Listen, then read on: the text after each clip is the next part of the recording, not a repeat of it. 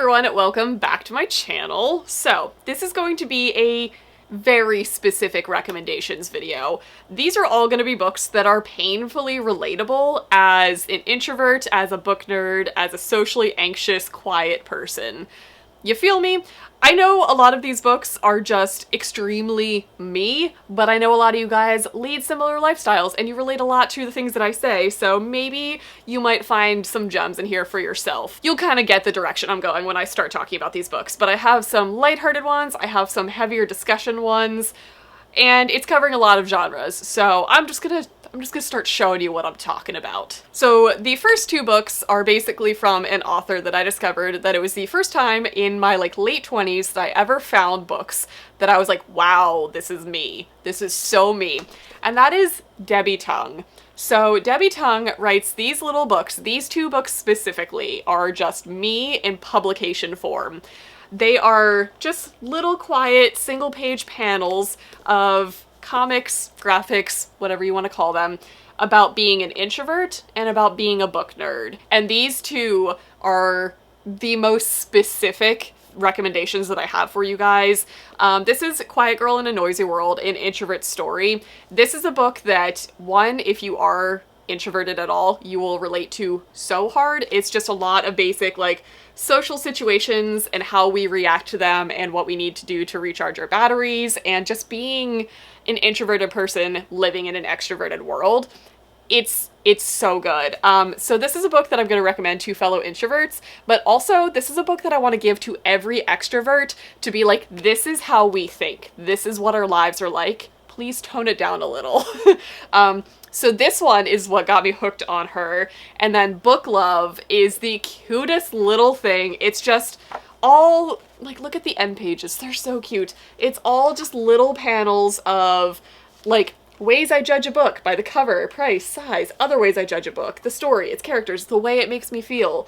And then it's just basically, like, the struggles of being a reader. Like, as far as, like, finishing a book that the series isn't complete yet and you feel lost, having a book hangover, spending all your money on books, organizing books. It's all of the things that if you're on BookTube, you can relate to. So these two books, painfully relatable to me as a person, possibly to you too. I'm gonna recommend them. On a similar note, I'm going to stick in the vein of, like, webcomic published book things and go with Sarah Anderson, who is Sarah Scribbles, and these are three of her books that I own, and these are more books that are basically just like single page little funny comics about adulting, about being a millennial, about being an introverted nerdy person, and they are all just things that they will make you smile, they'll make you laugh, and they'll also kind of make you cringe because you're like, wow, that hit a little too close to home there. But if you don't follow Sarah Scribbles online, highly recommend it. You can basically see all of the comics that are in these books on, like, her Instagram, on her website. These are just, like, published versions that I wanted to support her with. So, those. And while I'm at it, I'm also going to recommend Ali Brosh. These are not as specific to being an introverted, quiet book person, but these are just, like, painfully relatable life situations. These are more like stories and just short experiences that she has that make me, like, cry laughing and then get really serious really quickly. So these are also just books that I just recommend in general to everybody. You don't have to be a quiet nerdy girl to appreciate these. Anybody can appreciate them. I mean, the blurb on Hyperbole and a Half is unfortunate situations, flawed coping mechanisms, mayhem, and other things that happened. It's just, it's embarrassing stories that we can all relate to, and it just makes you feel seen, alright? So, Ali Brosh as well as Debbie Tong and Sarah Anderson. Top-notch internet humor. Let's take a turn from humor, and the perfect person that will give me a healthy balance between laughing so hard at yourself and how you think, and balancing it with really heavy conversation about mental health and just life in general. Jenny Lawson. I adore Jenny Lawson. She is the blogess. She is one of the most famous bloggers on the internet. And she has these books, and Broken just came out, is her newest release. And these books are essentially just, like, series of stories of her entire life from her childhood up to adulthood. Just telling hilarious stories of her growing up and being like a super weird kid. She's really into taxidermy. She's really into weird stuff. Like, if you've ever seen the show Oddities, that's Jenny Lawson. She would be a customer there. So it's basically her just telling really, really funny stories of growing up as like a poverty-stricken farm kid who has a lot of experiences that she didn't realize weren't normal and how it shaped her into who she is today. But it's also a really good discussion about anxiety and depression and how to deal with that in the modern world that we're in. So it kind of has similar vibes of being like a quiet kid who really needs like to be isolated for a little bit to recharge, to go back into the crazy world. This book will make you cry, both from laughing so hard and from like the gut punches that she throws at you when it comes to discussions of real life shit. So Jenny Lawson, all the way. Her balance of how she writes between funny and serious is just perfection. I can never recommend her enough. Okay, steering our way all the way into nonfiction, the number one book that I'm gonna recommend to introverts is Quiet. There is this book, and then there is also like a younger reader's version of this book if you want like a briefer version. It doesn't dumb it down, but it just is a quicker version of this book. Quiet is a novelization version of a TED Talk that Sarah Kane put on. I will try and link the actual video in the description down below because it's so worth seeing.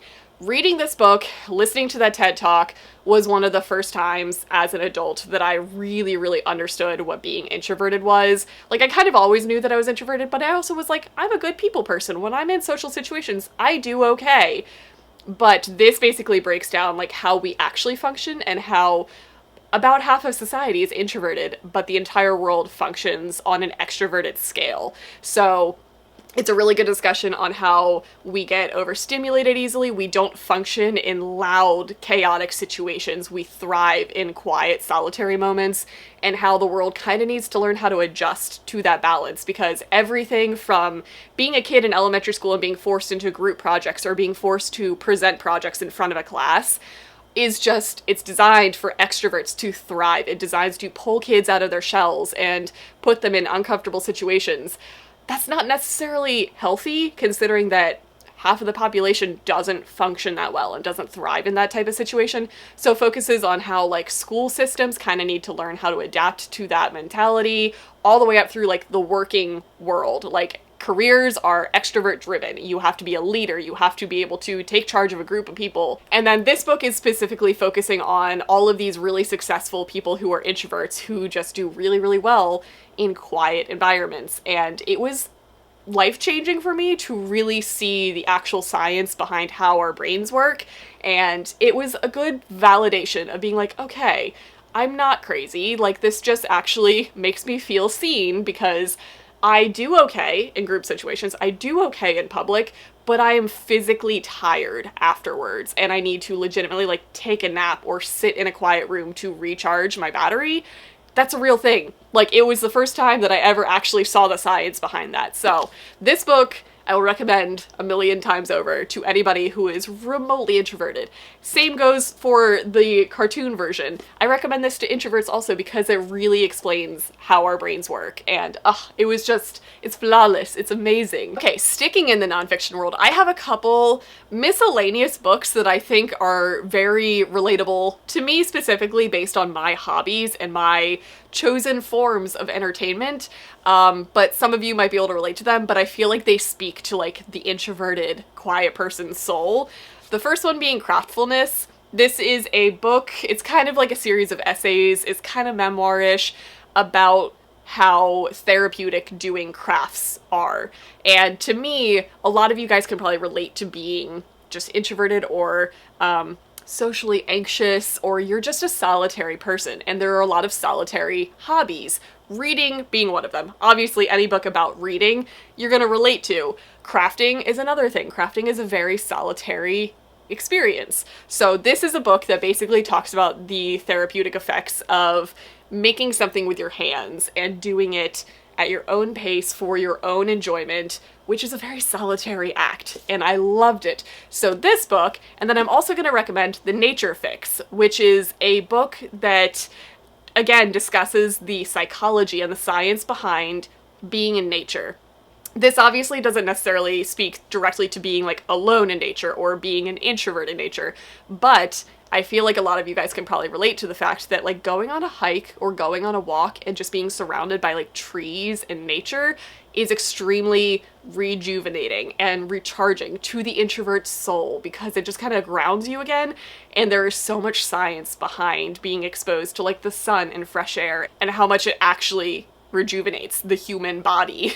So this book is a book that's a little out of left field for this video, but I feel like a lot of you guys will be able to relate to this or to this one. And a book that I'm gonna end this video on is a choice, okay? It's a book that I think is really beneficial. It's a really cool book in general, but it's a book that's beneficial to all of us who just kind of struggle with social stuff. It's called The Art of Asking by Amanda Palmer. First off, I read this because I love Amanda Palmer. Amanda Palmer is married to Neil Gaiman. That was the first factor that led me to following Amanda Palmer. She's in a band. She's just that eclectic, weird person that you see on the street and you're like, I bet they have some cool stories. And she frickin' does. So this is kind of a memoir type of story about Amanda Palmer and how she has gone through life being super extroverted, to the point where like her first job was being a street performer. Like she was like the painted statue that had like the little cup that you put money in. That was her first job and she loved it. To me, that is the worst experience ever. That is literally putting yourself on a stage all the time and being looked at all the time. And that is a huge hard pass for me. But she basically discusses stuff from the opposite perspective. So like quiet will help you understand yourself as an introvert. This will help you understand how extroverts work. But it also is a really cool book about the art of asking. The title of the book, the blurb is How I Learned to Stop Worrying and Let People Help. And it was a really, really cool take on how we're bred and raised to take care of ourselves. As an introvert, yes, I do that, because I am terrible at asking for help when I need it. And this was just a really cool eye-opening story about like, we need to stop stigmatizing asking for help when you need it. Like, it's really hard for a lot of people to actually reach out and say that you need something because you don't ever want to feel like a burden. Hello, social anxiety. That is me. I am constantly worried about how people are perceiving me, about being a burden to anybody, about being a slight inconvenience in anybody's day. This book, it helped me a lot. It helped me a lot to just be like, it's okay. Like, we need help. We are a social species. We need to learn how to normalize asking for help when you need it. Whether that's literally like, I need a ride home, or I need help with like my career change, like stuff like that. You just need to normalize asking for help in a healthy way. So, totally gonna end this video on a book that is fairly inspiring and helps you see things from the other perspective. So, if you relate to any of these, if you are a quiet, nerdy, solitary, socially anxious, introverted individual, these are my recommendations for you. But I think I'm going to make a spin-off video of this where I'm going to discuss fiction books with characters that you can relate to. Because as I've been reading, I've started to become more and more drawn to books that obviously feature characters that I can relate to. That's the whole point of reading. It's like seeing yourself on the page. And it's starting to become more normalized to see us on the page, because I think authors and publishers are realizing that a lot of readers are also very introverted, nerdy people.